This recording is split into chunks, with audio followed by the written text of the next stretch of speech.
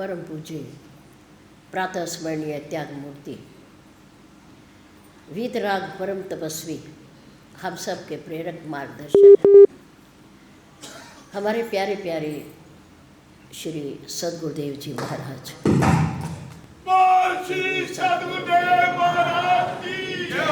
अर्चनीय वंदनीय धर्म स्वरूप पूरा समाज भक्ति स्वरूप मातृशक्ति प्यारी प्यारी प्रातःकाल की शुभ वेला में श्री लक्ष्मी नारायण मंदिर के भव्य प्रांगण में परम पूज्य गुरुदेव जी के चरणारविंद में परमपिता परमात्मा को साक्षी मानते हुए अपने अपने पैरों की चौकड़ी लगाकर बैठते हुए शरीर को सीधा रखते हुए मन को अपने पास लाते हुए चित्त वृत्ति को एकाग्र करके बैठते हुए चेहरे को मंच की ओर रखते हुए शांति का दान देते हुए किसी भी प्रकार की हलचल को रोकते हुए धर्ममय वातावरण में धर्म की चर्चा, जीवन सुधार की चर्चा, प्रभु की पवित्र पावनी चर्चा कहने और सुनने का प्रयास कीजिए। धन्यवाद। हमारी सम्मानित सभा के द्वारा धर्म चर्चा के लिए रखे गए 7 दिन के समय में से आज 7वां दिन है और विश्राम दिवस है, यानी कि श्री राम कथा, भगवत कथा, धर्म की चर्चा को आज विश्राम देना है, समाप्त नहीं होता।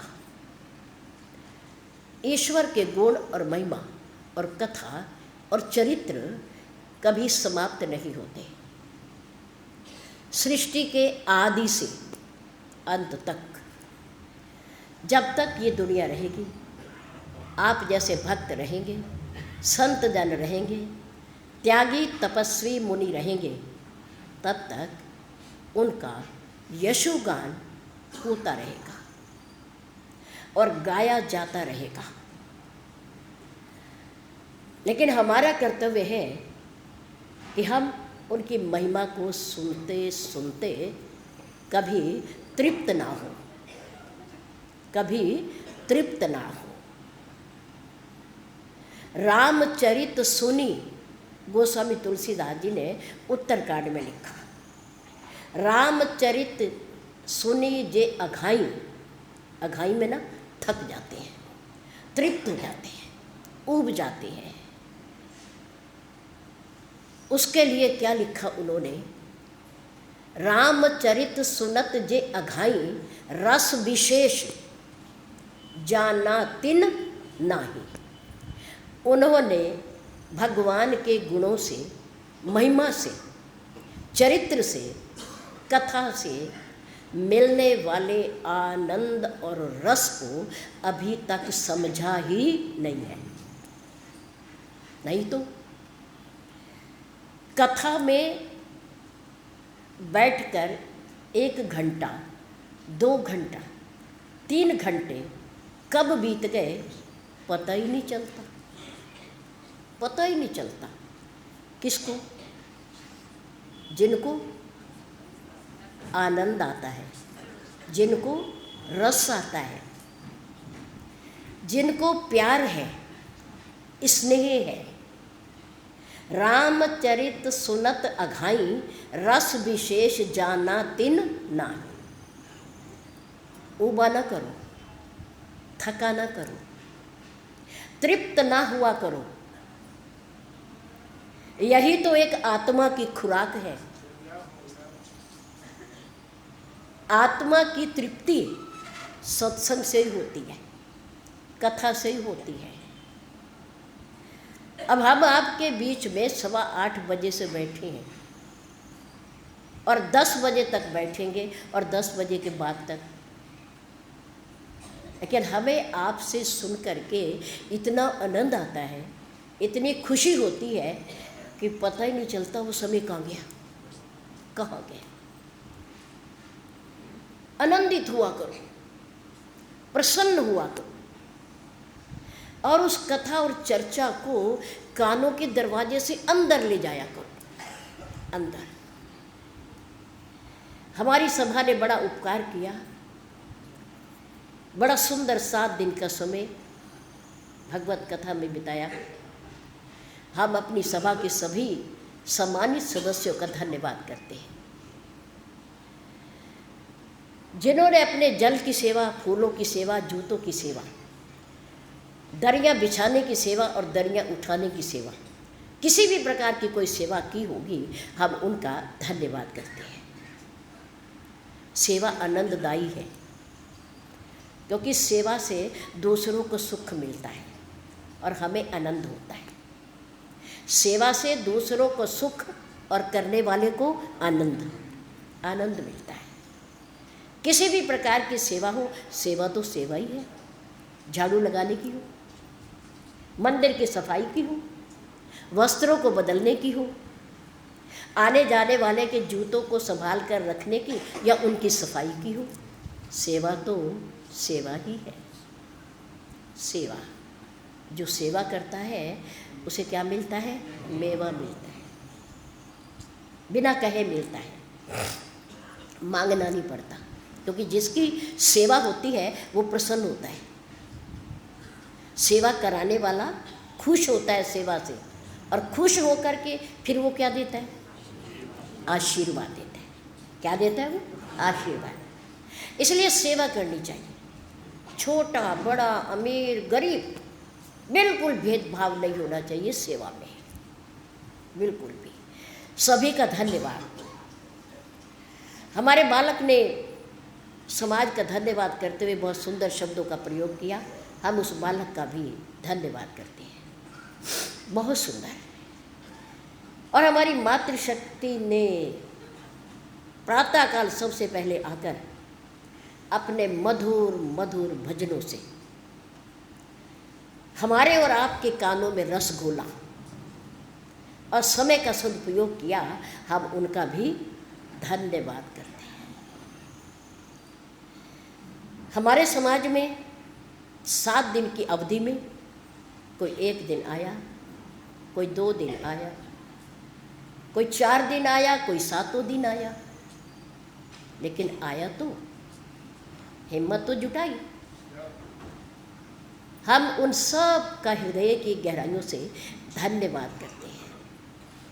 भगवान से आपकी मंगल कामना के लिए प्रार्थना करते हैं कि आप इसी प्रकार जीवन के कल्याण के लिए इस आध्यात्मिक पथ पर चलते रहें। हमारा यहाँ का महिला मंडल थकता नहीं है, बहुत बोलता है। हम कहते हैं चुप करो, समय हो गया, उनके भजन पूरे नहीं होते अभी। उनके अंदर इतनी ऊर्जा है, इतनी शक्ति है कि हम इन लोगों का प्रमाण देते हैं। ये बहुत सुंदर। यहाँ का महिला मंडल अग्रणी है और हमारी मातृशक्ति एक भजन बोलती है हर साल, और आज भी बोल रही थी। सद्गुरु है देने वाले और सद्गुरु देने वाले और हम है लेने वाले।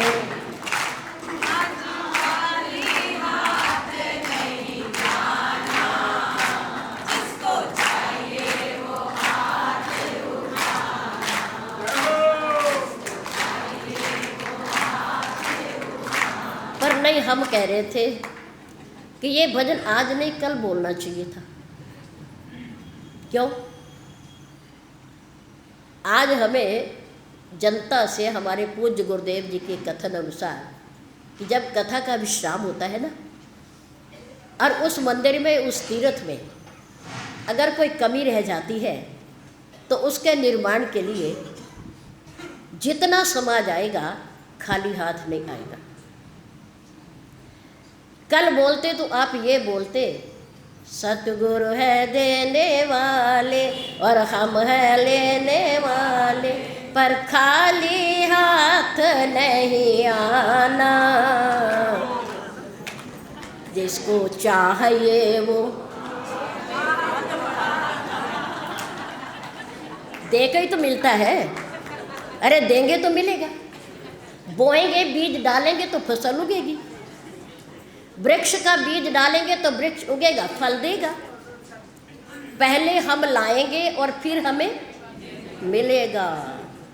इसलिए आप ये कहा करो, खाली हाथ नहीं आना, जिसको यहाँ से चाहिए वो हाथ उठाना, उठाना जिसको। बहुत सुंदर, अति सुंदर, बहुत दिया आपने और दे ही रहे हो। ये सब आपके देने का ही तो प्रताप है।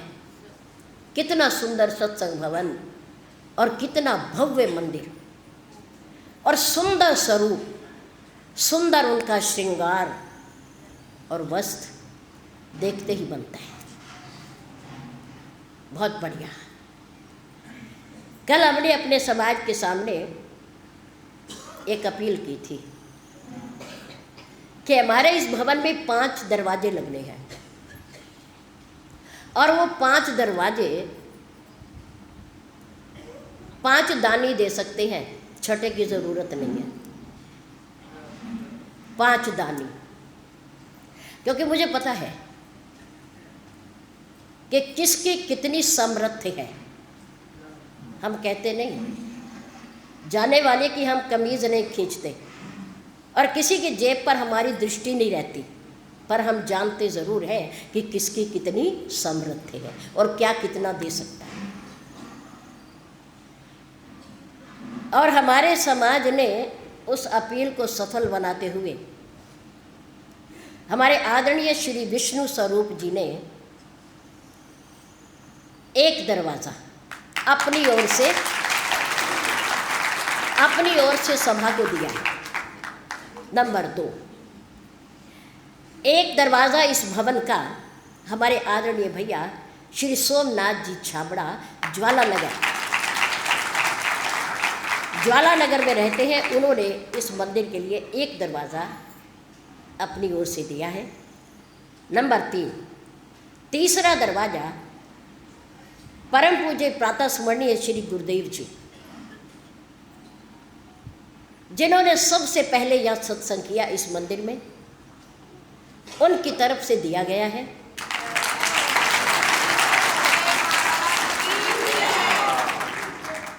एक दरवाज़ा सरस्वती युवा संगठन ट्रस्ट पंत विहार की ओर से आया है, उनका भी धन्यवाद। और एक कक्ष, 5वां कक्ष हमारी महिला मंडल, हमारी मातृशक्ति, इन्होंने दिया है। इस सब के लिए बहुत बड़ा दिल चाहिए होता है। धन पता नहीं कितनों के पास है, और इतना है कि 5 दरवाजे एक ही आदमी लगा दे,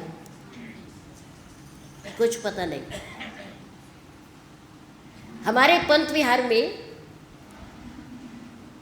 हाल जिसमें आप बैठकर सत्संग सुनते हो, करते हो, उसके 10 दरवाजे हैं, 5 इधर और 5 इधर। एक ही महिला ने और एक ही परिवार में 11 दरवाजे, एक मेन दरवाज़ा। 11 के 11 दरवाजे दान किए थे केवल एक महिला ने। देने वाले दुनिया में दानवीर एक से एक है, कोई कमी नहीं है। कब क्या दे दे कुछ नहीं पता। बाकी जो आपने दान दिया है उसके लिए आपका धन्यवाद। कोई 1 ईंट देता है, कोई 100 देता है, कोई 1000 देता है, पर सबकी उस नींव में लगाई जाती है और उस नींव के ऊपर ही ये बड़े बड़े भवन खड़े होते हैं। इन सब के लिए हम आपका धन्यवाद करते हैं और परमात्मा से आपके लिए मंगल कामना करते हैं, प्रार्थना करते हैं कि आपका प्रेम और प्यार और विश्वास इसी तरह से बना रहे। जय श्री राम। जय श्री राम। महान पुरुषों ने आज के युवा वर्ग से, ऊर्जावान वर्ग से अपील की। क्या अपील की? कि घर में तुम अपने साथ अपने माता पिता को ना रखना। समझ रहे हो? महान पुरुषों ने ऊर्जावान नवयुवक बच्चों से, जो हमारे और परिवार, आपके परिवार के कर्णधार हैं, भविष्य हैं, उनसे अपील की कि तुम घर में, परिवार में अपने वृद्ध माता पिता को अपने साथ ना रखना, बल्कि तुम लोग उनके साथ रहना। तुम उनके साथ रहना, क्योंकि वृद्ध व्यक्ति घर के बोझ नहीं होते, वो बोध होते हैं। बोध, बोध मीन ज्ञान, शिक्षा, प्रेरणा देने वाले होते हैं। उनके मुख पर जो झुर्रियाँ होती हैं, शरीर पर जो सलवट होते हैं, वो उनके अनुभवों के प्रतीक होते हैं। अनुभवों के, यानी कि उन्होंने जीवन में, परिवार में, समाज में रहते हुए बहुत कुछ सुना होता है और बहुत कुछ सहा होता है। सुना भी होता है और सहा भी होता है, सहन भी किया होता है। क्योंकि गृहस्थ जीवन एक तपोभूमि है। गृहस्थ जीवन एक तपोभूमि है। गृहस्थी को किसी जंगल में जाकर, एकांत में जाकर, किसी पर्वत की गुफा में जाकर तप करने की आवश्यकता नहीं है। वो समाज में रहकर, अपने बच्चों में रहकर, खट्टी मीठी यादों को समेटता हुआ, अपने घर में सहन करता हुआ, धैर्य बनाता हुआ, अगर बच्चों में रहना सीख जाता है, समाज में रहना सीख जाता है, तो मानो उसका तप हो गया, उसका तप हो गया। वही उसकी तप साधना है, परिवार में रहना और सबको जोड़ के रखना, सबको जोड़ के रखना। तो महापुरुषों ने अपील की, हमारे परिवार के कर्णधारों के लिए, ऊर्जावान के लिए, हमारा जो भविष्य है परिवारों का, उनके लिए, कि घर में आप माता पिता को अपने साथ ना रखें, बल्कि तुम उनके साथ रहें। क्योंकि माता पिता बोझ नहीं होते, माता पिता बोध होते हैं, बोध। और वो क्या कहते हैं कि देखो बच्चों, हमारा वर्तमान तुम्हारा भविष्य है। समझ रहे हो? वृद्ध माता पिता का वर्तमान बच्चों का भविष्य है, भविष्य है। उनका कहना कि यदि तुम हमारे वर्तमान को संभाल लोगे तो तुम्हारा भविष्य अपने आप संभल जाएगा। क्योंकि आजकल का बच्चा उपदेश नहीं सुनना चाहता। आजकल का बच्चा, नौजवान उपदेश नहीं सुनना चाहता, वो देखना चाहता है। हम जो करते हैं उसे देखना चाहता है, देख के जल्दी सीखता है। वो कहने की अपेक्षा, उपदेश देने की अपेक्षा, वो देख करके जल्दी सीखता है। इसलिए अगर हम चाहते हैं कि बुढ़ापे में हमारे बच्चे हमारे साथ रहें, तो हम अपने वृद्ध माता पिता के वर्तमान को संभालें, संवारें, बनाएं, उनकी सेवा करें। ये आज के युग की मांग है। और ये शिक्षा बच्चों को सत्संग के सिवा और कहीं से नहीं मिल सकती। विद्यालयों में ये पढ़ाई नहीं है। विद्यालयों में ये पढ़ाई नहीं है, ये ज्ञान नहीं है। वहाँ इंग्लिश मीडियम है, वहाँ इतिहास पढ़ाया जाता है, वहाँ गणित पढ़ाया जाता है, वहाँ भूगोल पढ़ाया जाता है। पृथ्वी गोल है, सब घूम रहे हैं, सब घूम रहे हैं। चंद्रमा भी घूम रहा है, सूरज भी घूम रहा है, सितारे भी घूम रहे हैं, रुपया भी घूम रहा है। नहीं, आज 500 का रुपया जो हमारे हाथ में है वो पता नहीं कितने के हाथों से गुजर कर आया होगा, और हमारे देने के बाद वो कितनों के हाथ से गुजरेगा। कोई बात नहीं, बैठे रहिए। रोटी भी गोल है, पृथ्वी भी गोल है, सूरज भी गोल है, और चंद्रमा भी गोल है। घूम रहे हैं सारे, और हम भी घूम रहे हैं। गृहस्थी भी घूम रहा है, घर से दुकान, दुकान से घर, फैक्ट्री से घर, और घर से फैक्ट्री घूम रहा है। इसके सिवा और कुछ नहीं है। वृद्ध माता पिता का कहना है कि तुम हमारा वर्तमान संभालो और तुम्हारा भविष्य अपने आप संभल जाएगा। क्योंकि जब बच्चे बड़ों को, माता पिता को, दादा दादी की सेवा करते हुए देखेंगे तो वो आगे भी तुम्हारी सेवा करेंगे, तुम्हारी भी सेवा करेंगे वो। अगर अब नहीं करोगे, अब नहीं करोगे तो आगे हमारी सेवा भी होने वाली नहीं है। बच्चा सीखता है देख के, उपदेश से कम सीखता है। इसलिए प्रयास कीजिए कि बच्चों को संस्कार दें, अच्छी शिक्षा दें, अपने साथ बिठाएं 1 घंटा परिवार में। इसके लिए ज़रूरी है क्या? रात्रि का भोजन इकट्ठे बैठकर करें। नहीं करते तो करना शुरू कर दो। रात्रि का भोजन इकट्ठे बैठकर करें, आपस में वार्तालाप करें, और प्रातःकाल की आरती, रात की तो हम नहीं कहते क्योंकि आपके आने जाने का समय कुछ नहीं है। प्रातःकाल की आरती आप मिल करके बैठ करके करें। कोशिश करो धीरे धीरे धीरे धीरे इन नियमों का पालन करने के लिए। प्रातःकाल की आरती, स्नान करने के बाद, दीपक प्रज्वलित करने के बाद मंदिर के सामने खड़े होकर के पहले बच्चों को प्रणाम करवाएं, बड़ों को भी प्रणाम कराएं, माता पिता को भी प्रणाम करवाएं, दादा दादी को भी प्रणाम। और रात्रि में सोते समय भी क्या करें? प्रणाम राम राम कहो करके सो। प्रातःकाल उठ के फिर करो। इससे बच्चों के अंदर नम्रता, विनय भाव आता है।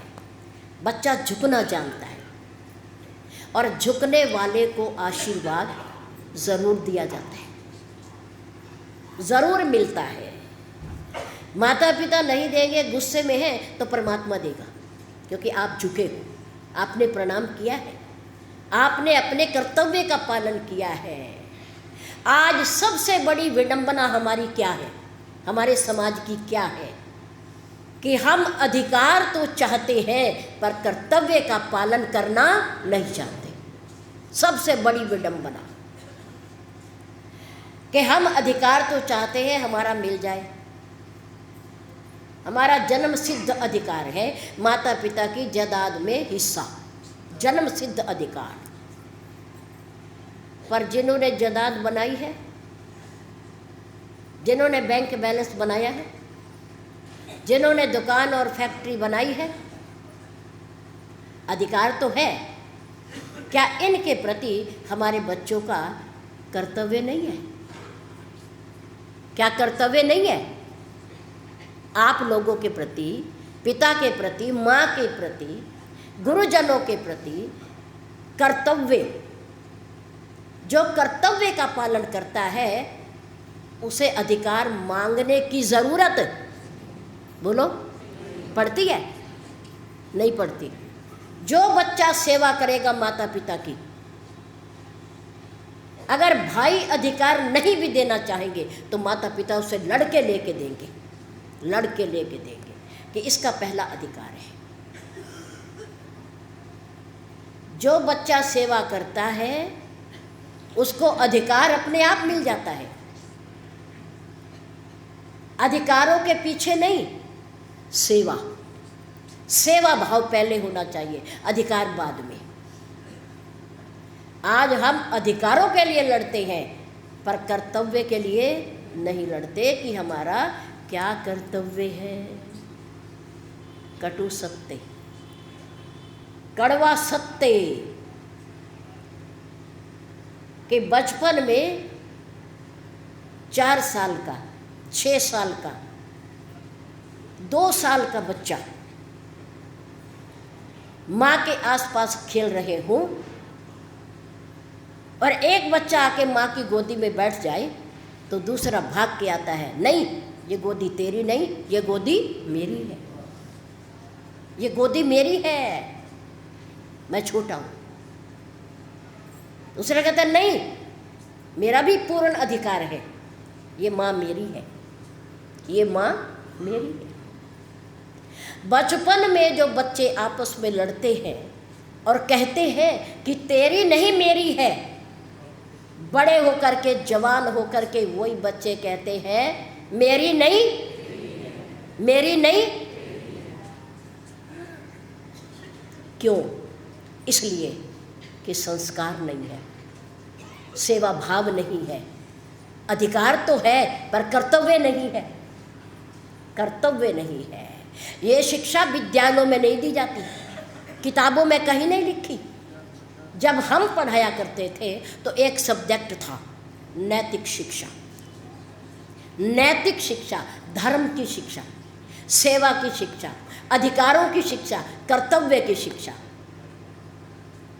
लेकिन सरकारें बदलती रही और उन्होंने उस नैतिक शिक्षा की किताब को दूर कर दिया, दूर कर दिया, हटा दिया और बच्चों के जीवन से नैतिकता विदा हो गई, खत्म हो गई।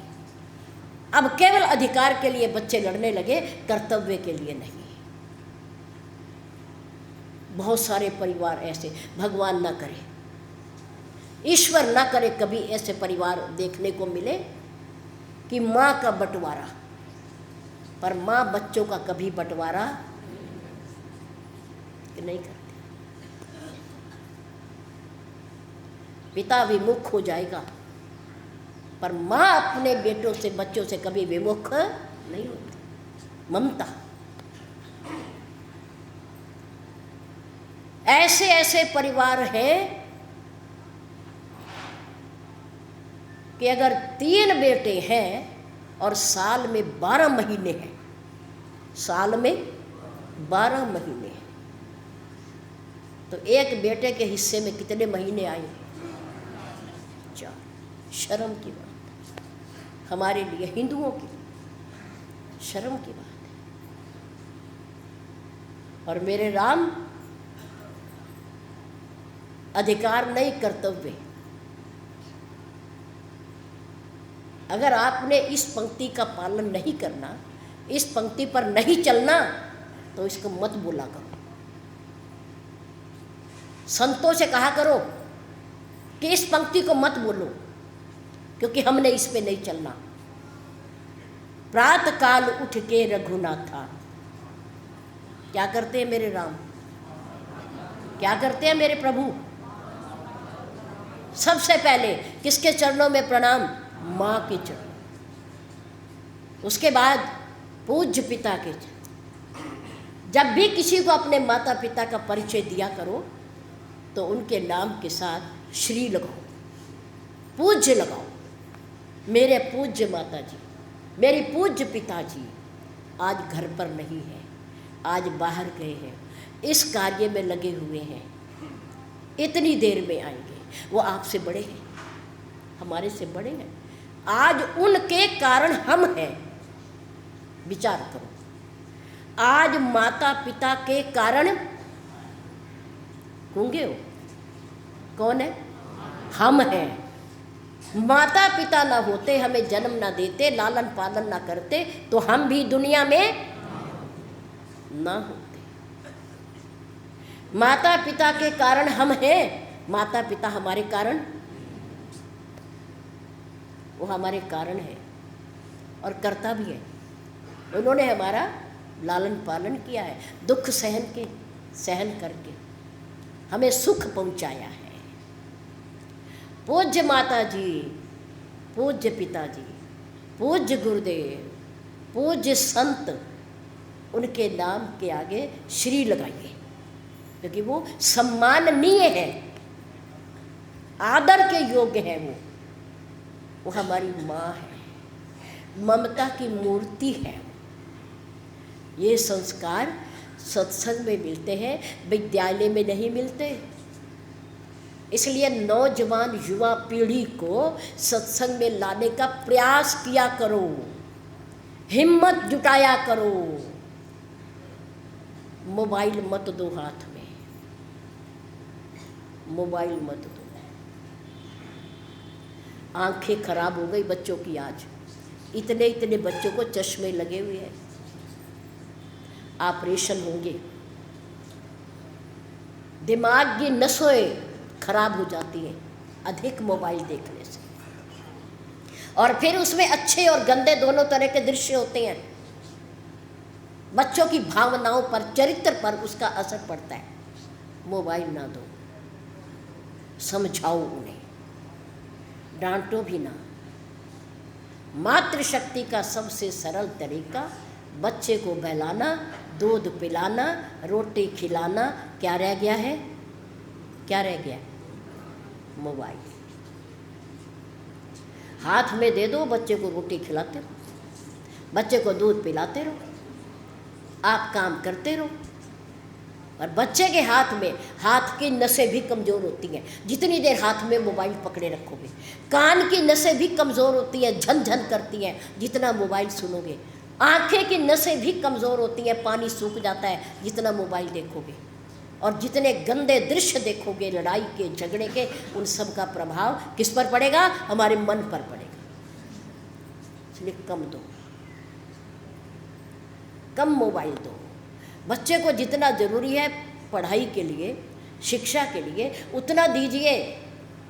कि बच्चा दूध नहीं पीता, अरे भूख लगेगी पी लेगा, भूख लगेगी रोटी खा लेगा, क्या दिक्कत है? ऐसा कोई प्राणी नहीं जिसे भूख ना लगती हो, पर बच्चों की आदत हो गई है, हमने बिगाड़ी है, स्वभाव हो गया है बच्चों का। ऐसा नहीं करना।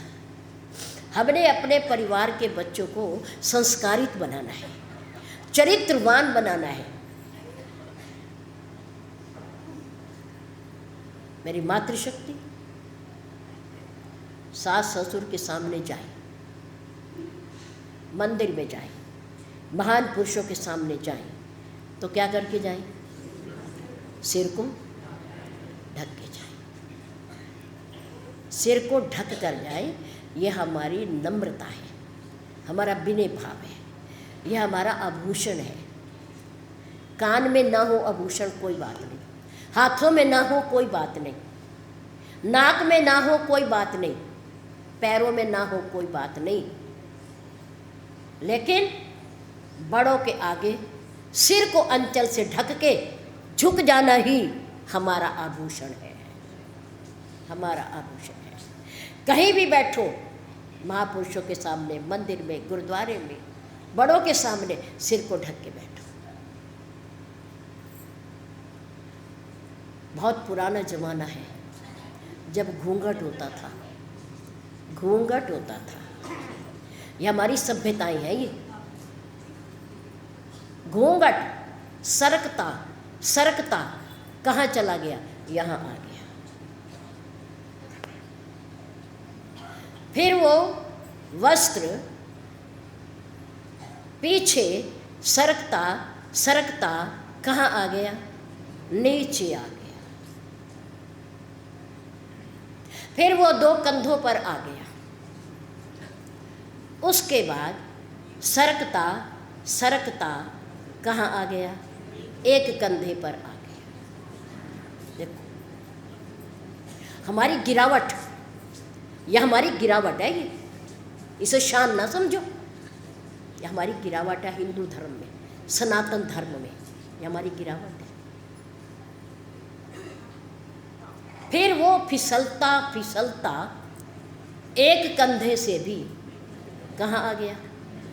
खो गया, खो गया, फिर खो गया।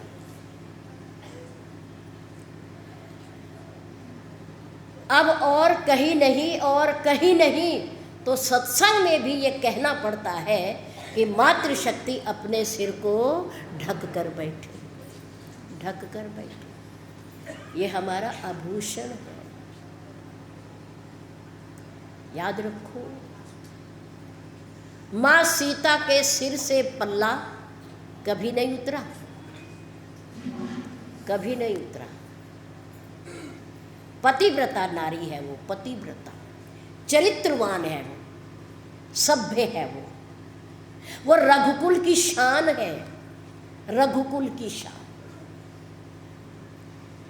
मातृशक्ति से ही हमारे परिवार की शोभा बढ़ती है, शान बढ़ती है। श्री रामचरितमानस का प्रमाण है कि हमारी कन्याएं, हमारी मातृशक्ति, हमारी बहनें देवियां हैं, पूज्य है, ये पूज्य। और इनका सदाचार, इनका चरित्र, इनके अच्छे गुण दो खानदान को पवित्र करते हैं, दो खानदान को, दो कुल को ऊपर ले जाती है। सीता जी को पति के साथ वन में देखकर गांव की स्त्रियां कहती हैं, गांव की सीधी सादी ग्रामीण स्त्रियां। और एक बात और बताएंगे आज आपको शास्त्र की, क्योंकि हम कहते हैं ये कल्चर है, ये आजकल का कल्चर है और इसके साथ बहना पड़ता है, इसके साथ चलना पड़ता है। ऐसा बिल्कुल नहीं है, बिल्कुल नहीं है ऐसा। जो मेरी बहन, जो हमारी पुत्र वधुएं एडवांस पढ़ी लिखी, जमाने की रफ्तार के साथ बहने वाली, अपने पति का नाम लेती है, सुन रहे हो? अपने पति का नाम लेकर पुकारती है और परिचय देती है। कड़वा सत्य है, शास्त्र की भाषा है कि उनके पति की आयु जितना नाम पुकारेंगी उतनी कम हो जाएगी, उतनी कम हो जाएगी उम्र, जितनी बार उन्हें नाम से पुकारोगे, नाम से पुकारोगे। मेरे राम के समय में भी विज्ञान बहुत तरक्की पे था, बहुत तरक्की पे। जैसे आजकल अंतरिक्ष यान चलते हैं बिना व्यक्ति के, उस समय भी पुष्पक विमान था जो मन की गति से चलता था, मन की गति से। ऐसे ऐसे बाण थे कि धरती में से जल निकाल दे। अर्जुन के बाण ने भीष्म पितामह के लिए जल निकाला, निकाला कि नहीं निकाला? याद रखा करो इन बातों को। जल निकाला बाण ने।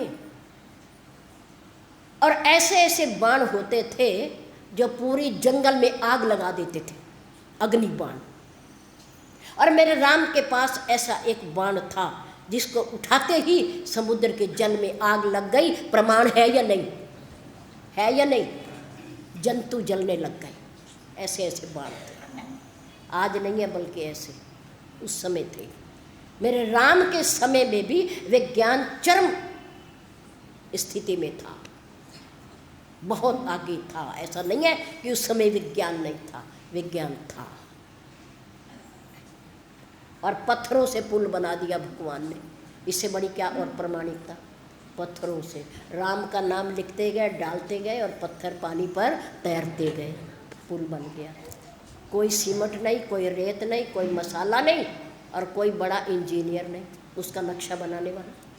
हुआ कि नहीं? तो विज्ञान की तरक्की उस समय भी ज़्यादा थी, लेकिन ग्रामीण महिलाओं ने जब सीता माँ से पूछा, एक वृक्ष की छाया में बैठे हुए, महिला महिला से ही बात कर सकती है, पूछा, देवी ये दोनों, एक श्याम और एक गौर वर्ण के आपके साथ नौजवान, ये कौन है? ये कौन है? पहले तो सीता माँ सकुचाई थोड़ा, क्योंकि महिला है ना, परिचय देना पड़ रहा है पहली बार।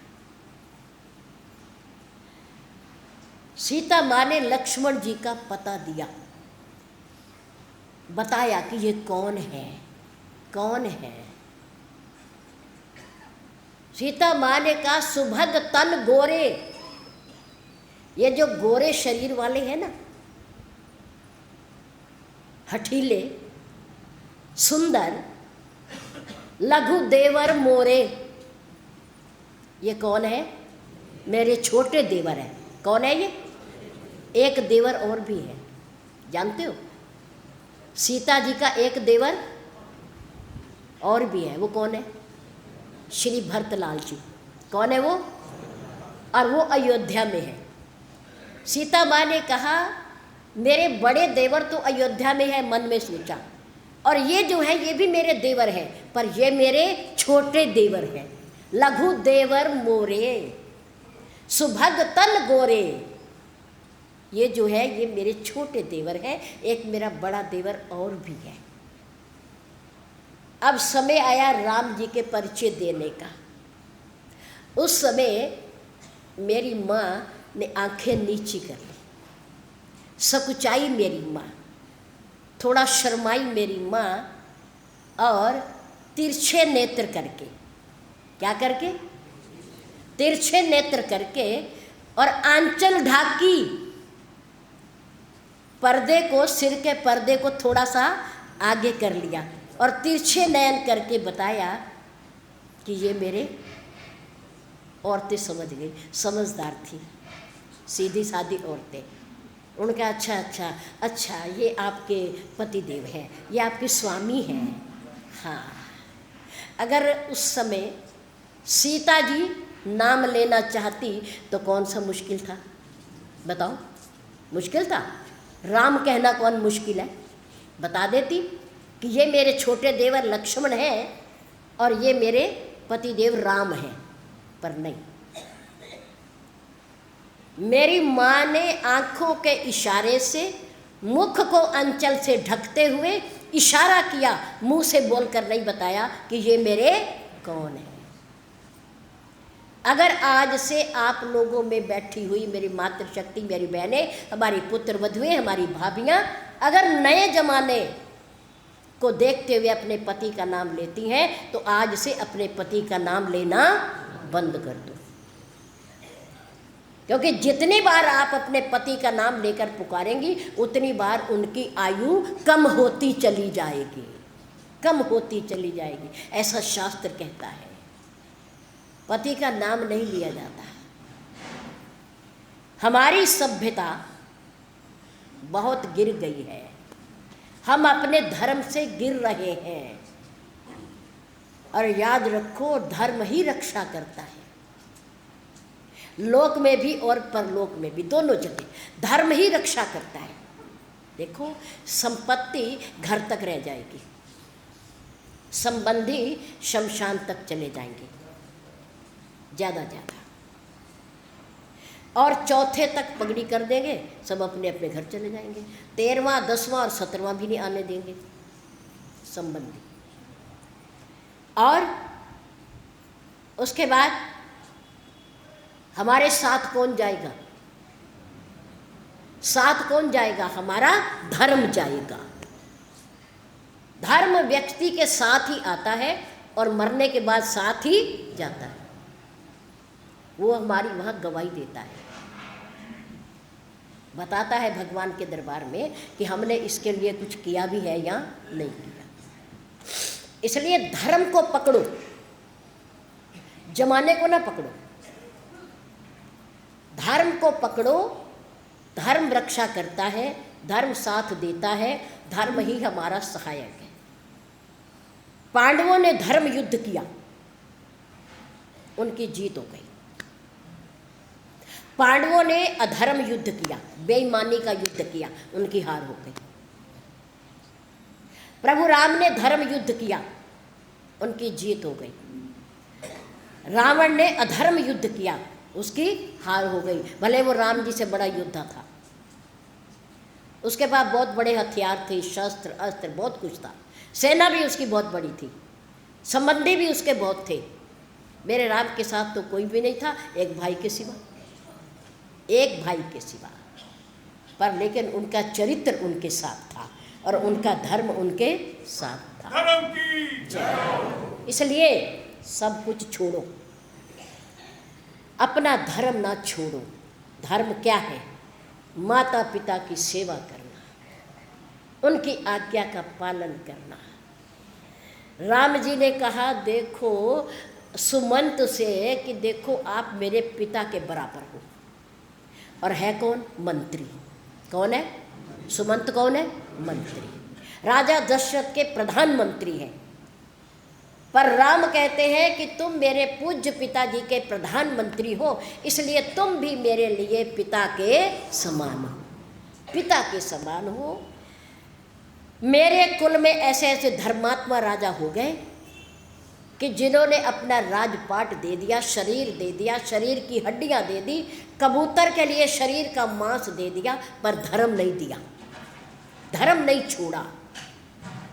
मैं अपने धर्म का पालन कर रहा हूँ, माता पिता की आज्ञा का पालन करके। और वो धर्म कितने दिन तक? सिर्फ 14 बरस। कितने बरस? सिर्फ 14 बरस। मुझे जंगल में रहना है, फिर मैं अपनी अयोध्या में चला जाऊंगा।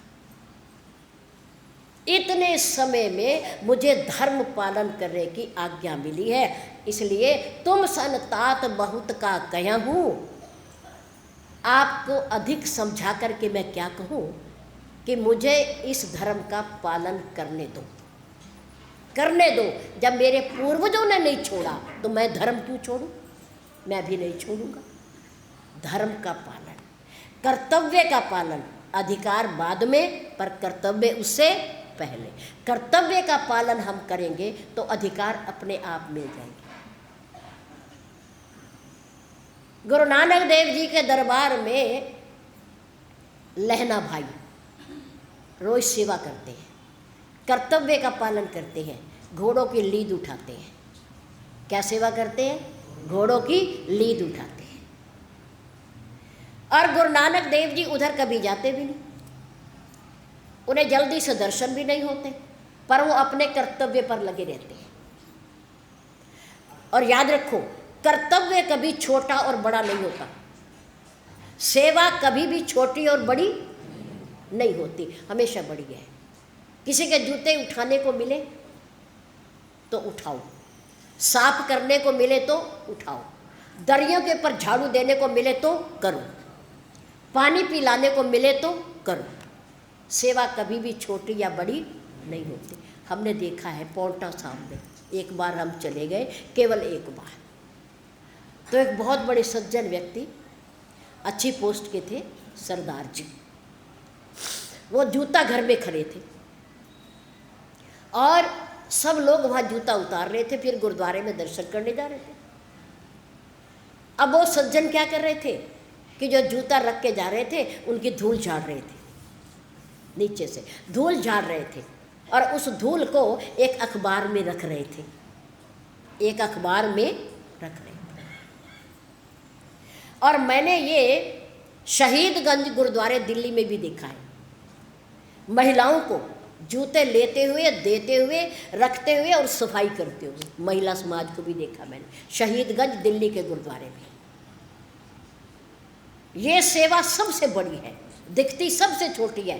अरे मैं जूते उठाऊं, मैं चप्पल उठाऊं, मैं इसे साफ करूं, अरे यही तो सेवा सबसे बड़ी है। पता नहीं परमात्मा किस बात पर खुश हो जाए। जो मंदिर में मत्था टेकने आते हैं ना, और जो उनके चरणों की धूली लेता है, वो उनसे ज़्यादा पावन हो जाता है, वो उनसे ज़्यादा पवित्र हो जाता है। वो मत्था टेकने वाला तो कम पुण्य कमाएगा, लेकिन जिसने जूता साफ किया है वो अधिक पुण्य कमा लेगा, अधिक पुण्य कमा लेगा। इसका कोई पता नहीं। चुपचाप सेवा करते हैं, घोड़ों के लीद उठाते हैं, पर गुरु नानक देव जी को पता है, वो सब जानते हैं। गुरुदेव अंतर्यामी होते हैं। जब श्री गुरु नानक देव जी का समय आया और वो दुनिया से विदा होने लगे, तो उन्होंने अपने बाद अधिकार की बात कर रही हूँ मैं, उन्होंने सेवा की तो अधिकार अपने आप मिल गया। उन्होंने अपने बाद दूसरी पातशाही, दूसरी गद्दी पर अपनी जगह उन लहना भाई साहब को बिठाया। उनका नाम रखा गुरु अंगद देव जी। गुरु अंगद देव जी। अधिकार मिला कि नहीं, प्रमाण है कि नहीं, सबूत है ना, समझा करो बात। सेवा बहुत बड़ी चीज़ है। सेवा वही करता है जिसके अंदर विनम्र भाव होता है, जो झुकता है, जो विनय भाव रखता है, वही सेवा करता है। अकड़ा हुआ व्यक्ति कभी सेवा नहीं कर सकता, नहीं कर सकता। सेवा करनी चाहिए।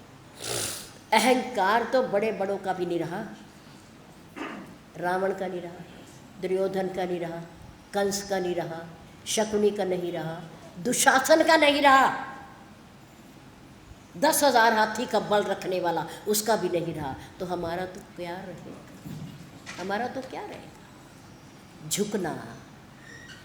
मेरे राम ने विभीषण का अहंकार अभिमान सुना कि अब भी अपने भाई के प्रति इतना मोह है इसका, इतनी बड़ाई कर रहा है, इतनी प्रशंसा कर रहा है। मेरे राम ने चाप चढ़ाई, बाण संधाना, दक्षिण दिशा बिलो की प्रभु। दक्षिण दिशा की ओर देखा, और जो विभीषण थोड़ी देर पहले कह रहा था, छत्र मेघ डंबर सिरधारी, सिर पर रखा हुआ मुकुट और छत्र, प्रभु ये आपको बादल दिखाई दे रहा है, ये बादल है।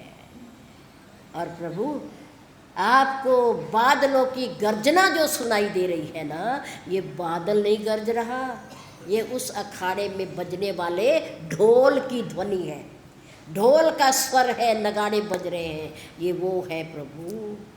और बिजली मेरे भाभी के कानों का स्वर्ण आभूषण, हीरे जड़ित जो चमक रहा है, वो बिजली प्रतीत हो रही है।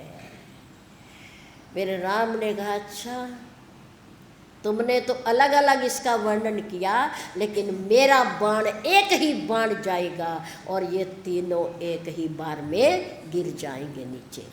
छत्र मुकुट ताटंक सब हते एक ही बाण, सबके देखत मही गिरे पर मरम न काहू जान। सबने गिरते हुए तो देखे कि छत्र गिर गया, मुकुट गिर गया, कर्ण का आभूषण गिर गया, गिरते हुए तो देखे, पर कमाल, अद्भुत, अचंभा, किसने गिराए? ये किसी ने भी नहीं देखा।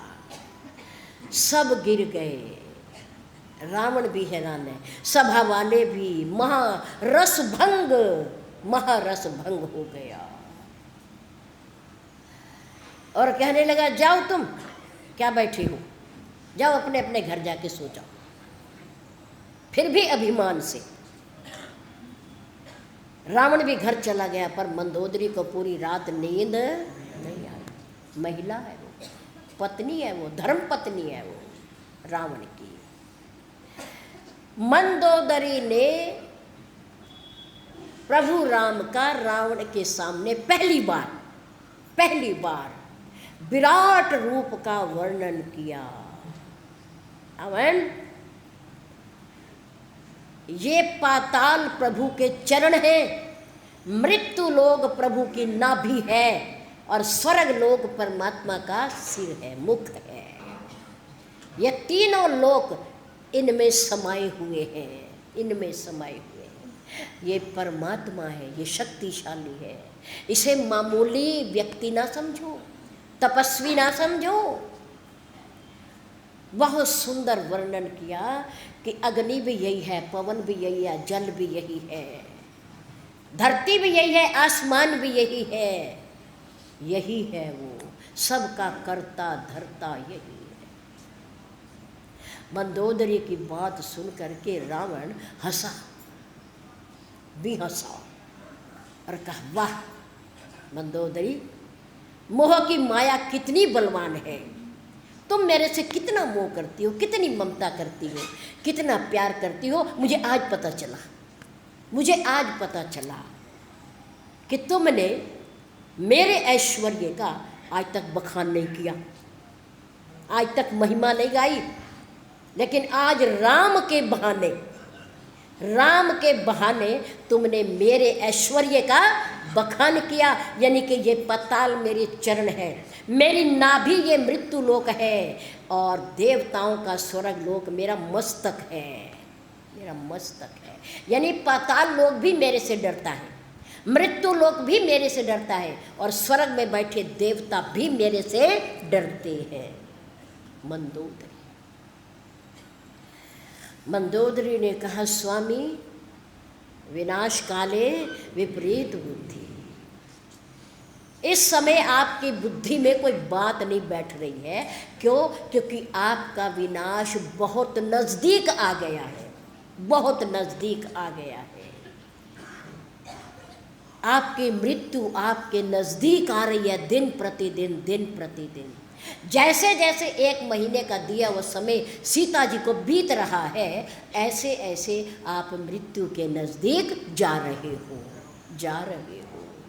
अहंकार, अभिमान, जब रावण रणभूमि में गिर गया तो मंदोदरी आई रोती हुई और कहने लगी, पति देव, मैं इसलिए आपको रोकती थी कि राम से झगड़ा मोल मत लो, राम से विरोध मत करो।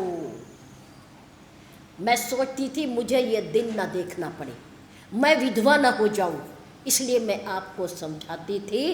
पर स्वामी आप समझे नहीं, आप माने नहीं। किसने नहीं मानने दिया?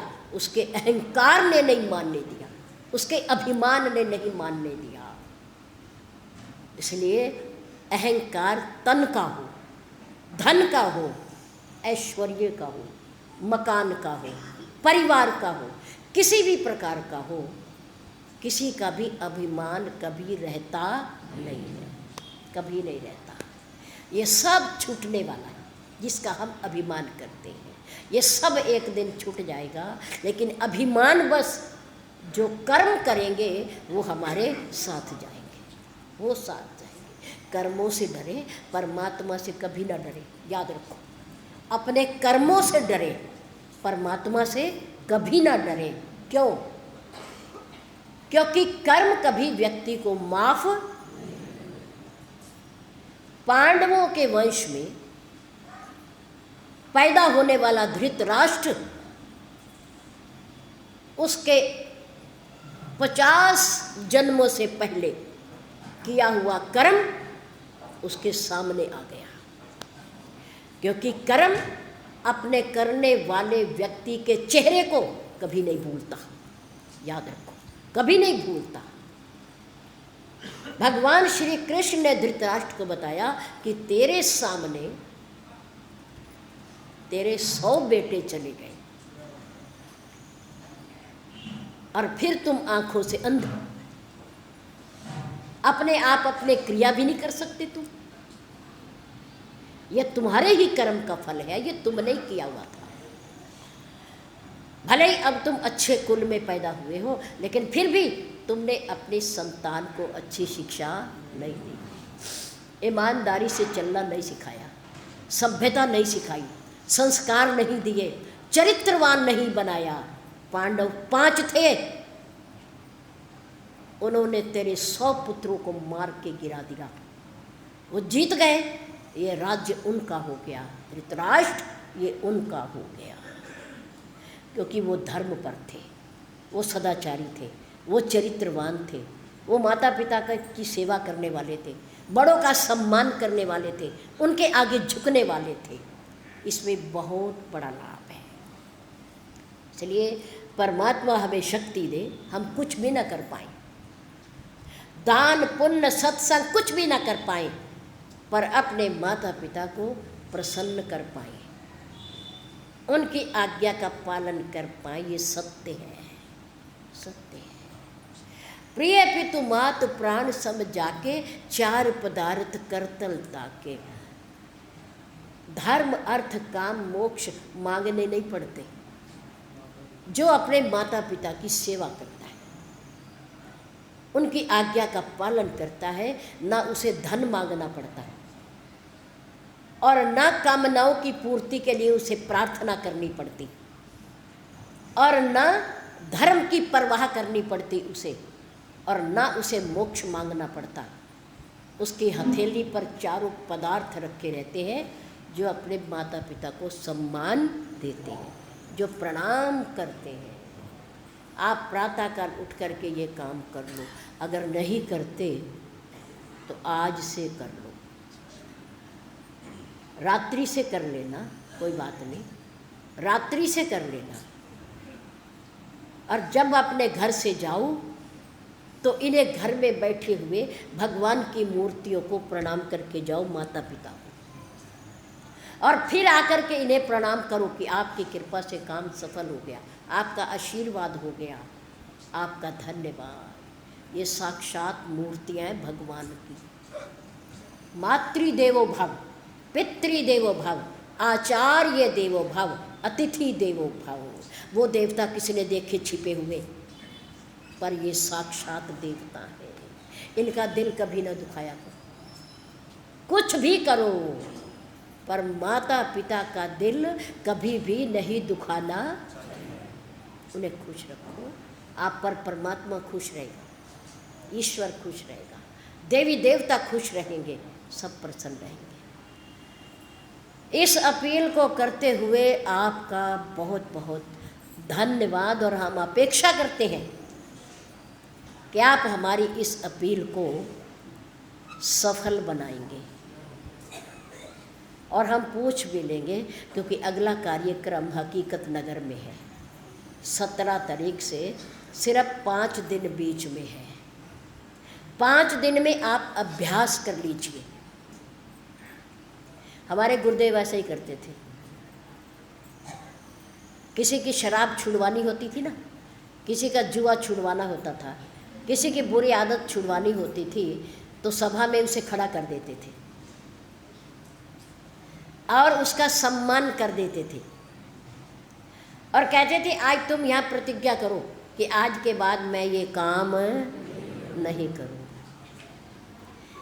जब 1000, 500, 600 आदमी गवाह होंगे तो आदमी उस काम को करता हुआ डरेगा, थोड़ा भय तो रहेगा ना, क्योंकि परमात्मा का भय तो है ही नहीं, है ही नहीं। अगर हम परमात्मा का भय माने तो हम बुराइयों की तरफ जाएं ही ना, बुराई को हम देखें ही ना। पर क्या करें, परमात्मा तो पता नहीं मंदिर में बैठा है, परमात्मा तीर्थ में बैठा है, परमात्मा छुपा हुआ है, दिखाई थोड़ी देता है वो, पर वो सब जगह है। जैसे हवा सब जगह है, ऐसे परमपिता परमात्मा भी सब जगह है। आप देखो या ना देखो, पर वो हमें देख रहा है, सच में। तो बोलो, फिर आज से अगर कोई बुराई है तो हम उसे करते हुए ये ज़रूर कहेंगे कि हमारा प्रभु, हमारा प्रभु, हमारा प्रभु। और आज के बाद भी अगर कुछ ऐसा हुआ तो उसका अर्थ ये है कि आप अपने प्रभु को यही छोड़ गए हो, ठीक है ना। इसलिए ऐसा नहीं करना, अपने जीवन को सुधारना अपने लिए, किसी के लिए नहीं, अपने लिए। इसलिए अपने स्वार्थ को तो सब जानते हैं, ये हमारा स्वार्थ है। बहुत बहुत आप लोगों का धन्यवाद, बहुत सुंदर समय दिया आपने, बैठकर बात को सुना। और इन दिनों में क्योंकि वाणी है ना, फिसल जाती है, कुछ भी कह जाती है, आपकी शान में, आन में, सम्मान में कुछ गलत कहा गया हो उसे आप यहीं छोड़ जाना, और बाकी जो आपके काम की चीज़ हो आप ले जाना, आप ले जाना। और जो आपको पसंद ना आया हो उसे छोड़ जाना। दुकानदार कपड़ा दिखाता है, सामान दिखाता है, और ग्राहक को पसंद नहीं आता तो कहाँ जाता है? कहाँ जाता है? दुकानदार के पास रह जाता है। आपको जो सामान पसंद आया हो आप ले जाना, और ना पसंद आया हो तो छोड़ जाना हमारी झोली में। बहुत बहुत धन्यवाद।